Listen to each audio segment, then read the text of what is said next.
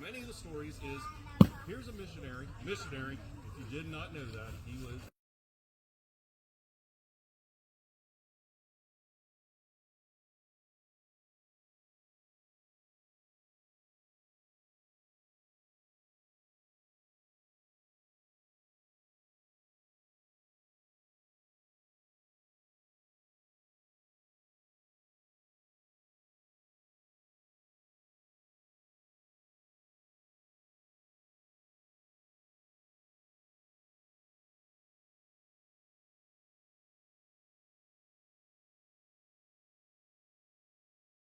Anyone on site who's not currently at the bonfire area, there'll be a bonfire program in about 1.5 minutes.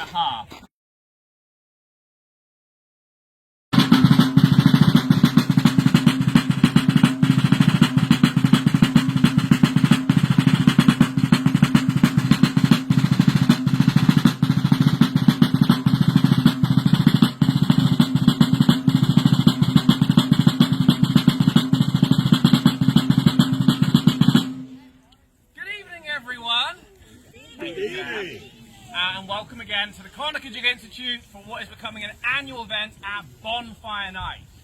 Now usually I give quite a long pontification about the history of Bonfire Night before I even light the bonfire. You guys know me, I like to talk. We figure though today I'm actually going to light the bonfire and then I'll talk.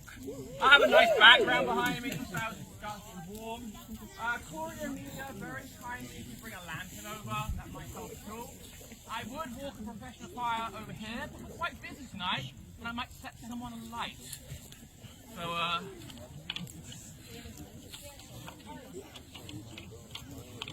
I may just ask you to move, will you?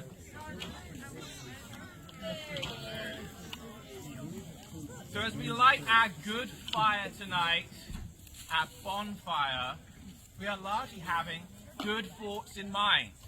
The Conococheague Institute has had a wonderful year.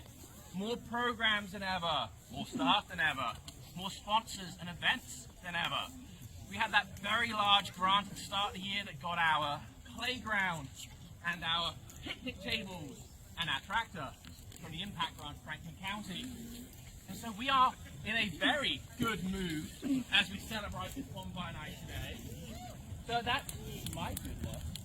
It looks like that preamble was largely just there in case the bonfire didn't light. And I think though, our straw is taking quite well. We have been very lucky, very blessed with our weather. Who was here last year for the Bonfire Night? That time we almost cancelled because it was 20-mile-an-hour winds and we were afraid it would catch the wetlands on fire. No problem with that tonight, well, weather.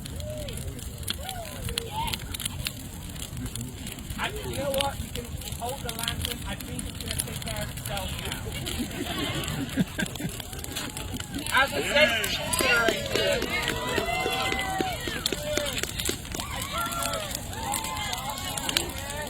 please don't cross the garden area.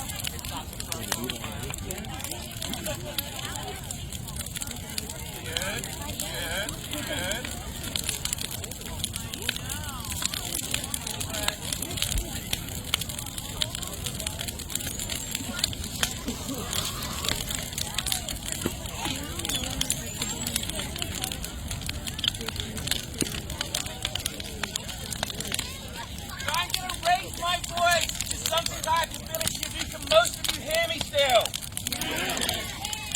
What is a bonfire?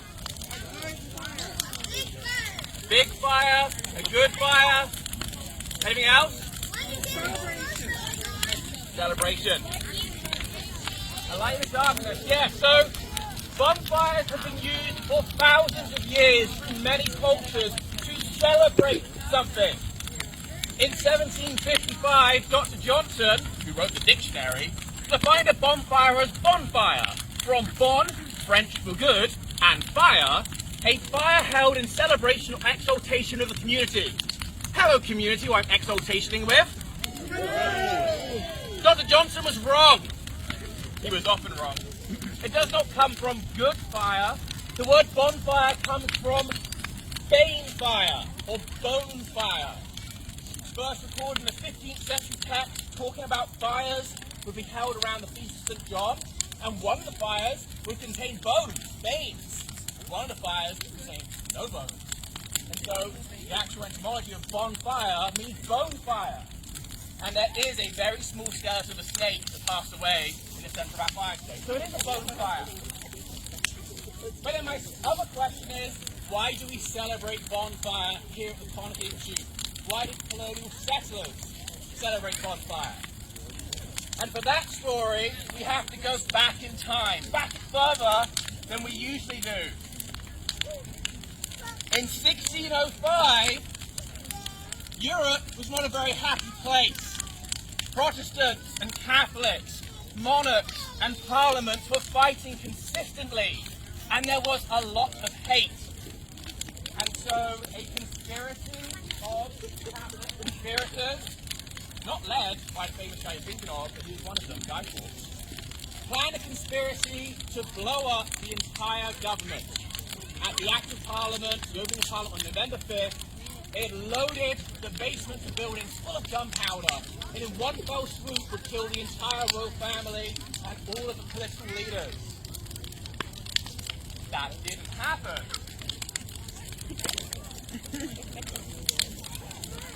It's fine. I dug a trench. It didn't happen because the night before the plot was to take place, Guy Fawkes was discovered.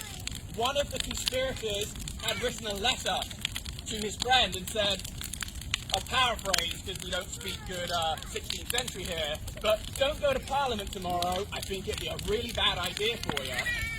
And he alerted the government.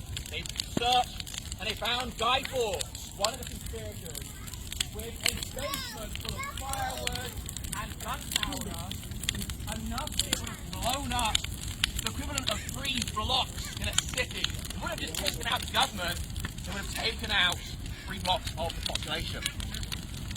And because it didn't happen, Parliament was saved. Parliament issued a National Act of Thanksgiving. Every November 5th, every church bell should ring out in thanksgiving for this deliberation from evil. Every year that celebration was celebrated with bonfires and fireworks. What is fireworks? It's not gunpowder. To celebrate. And the celebration was combined with a lot of hate.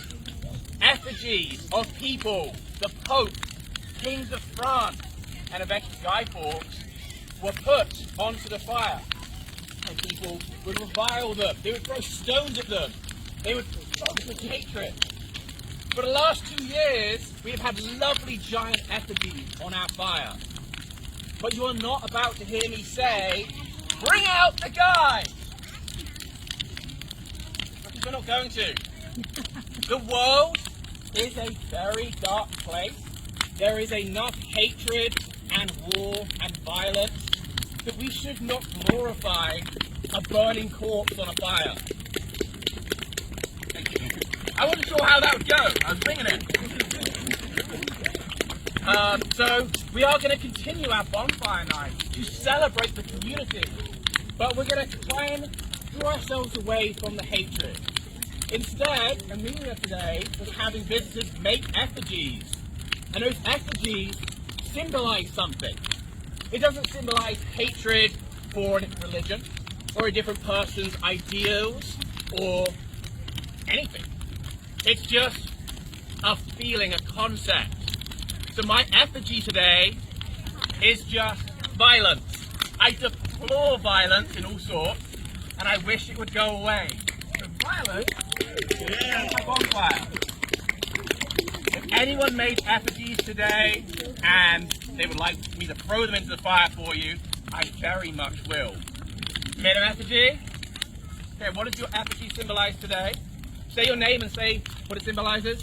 I'm Caroline, and I don't like people that because they can. They bully and harass people. Bully and harassing, absolutely, Caroline. And if those people are here, let me know, and I'll tell them why wisdom and kindness is best.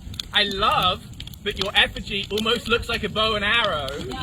And Caroline did a lot of archery with me today. So, bullying, harassment, people, the idea of bullying, harassing, I should say, is on the fire. May those people be nicer, kinder, more open-minded. Any other of my effigy makers? Yeah, what do we have? Say your name and say why. Sorry?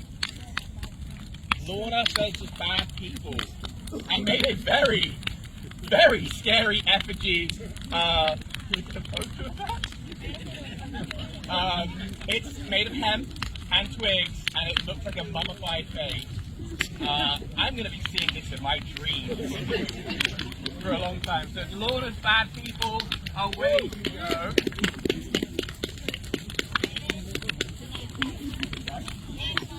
David says lantern flies, and I completely agree.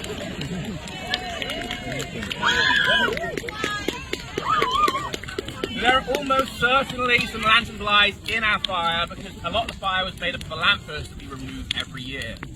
Although historical programs are a big part of what we do here, we have, of course, natural resources, and we do tree planting, restoration, and, of course, the stomping of the fly dance. Any others for any others? Yes, sir. I'm the leap of hatred. The leap of hatred. Okay. Leap of hatred going on. Oh, it's hot over here.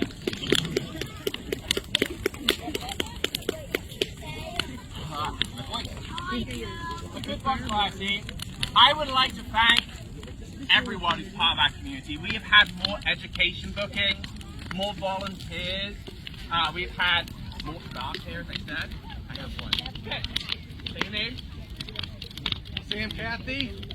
This is to hopefully get a cure for ALS.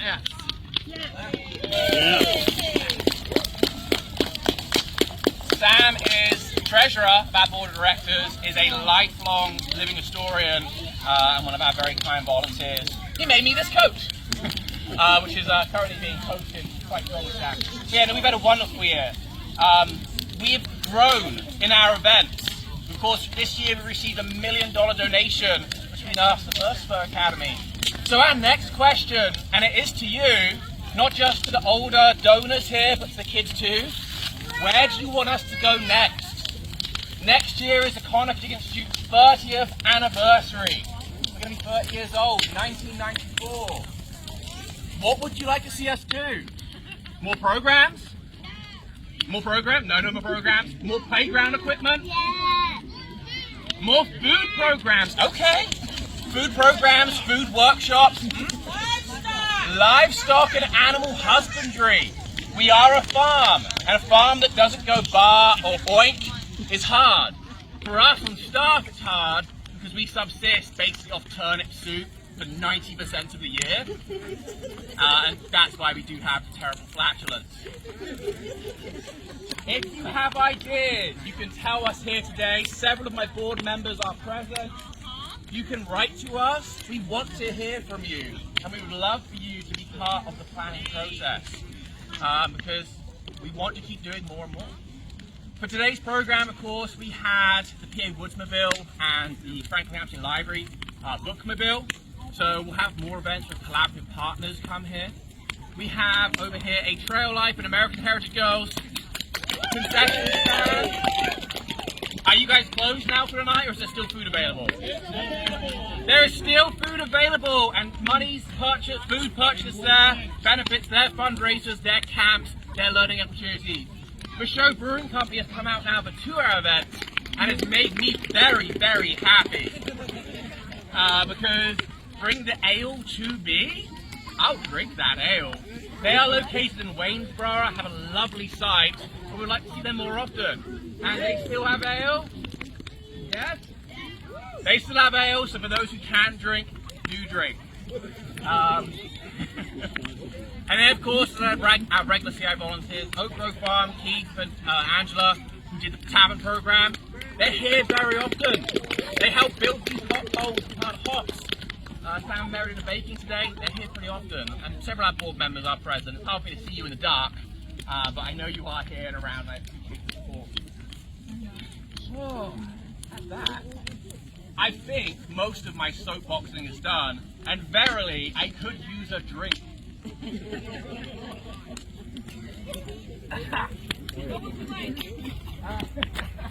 A simple lager or ale is usually what it is for me, and only a half one that works a very long day.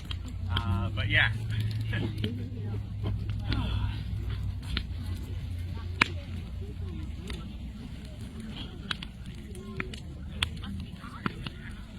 It is quite hot over there. Indeed, I am used to it.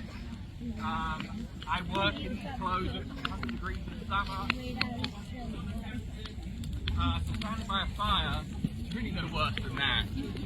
Of course, I'm wearing woolen clothes, so that does help as well.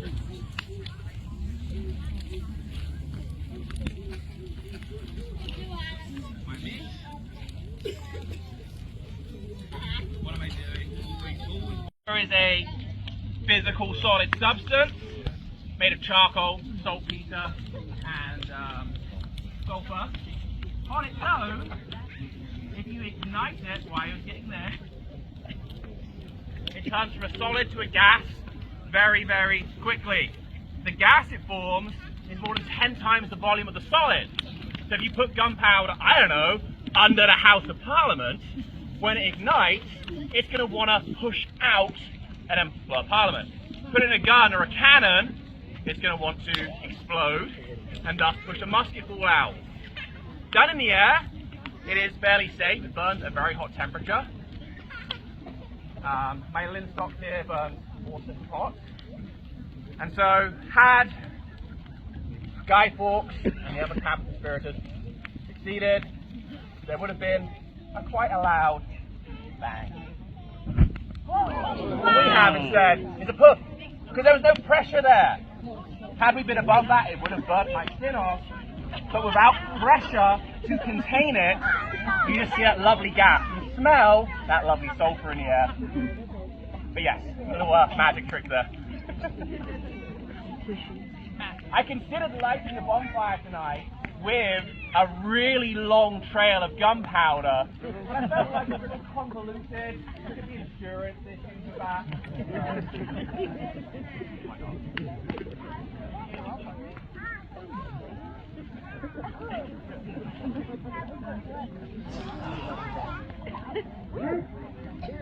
Cheers. Our next big event is our Christmas.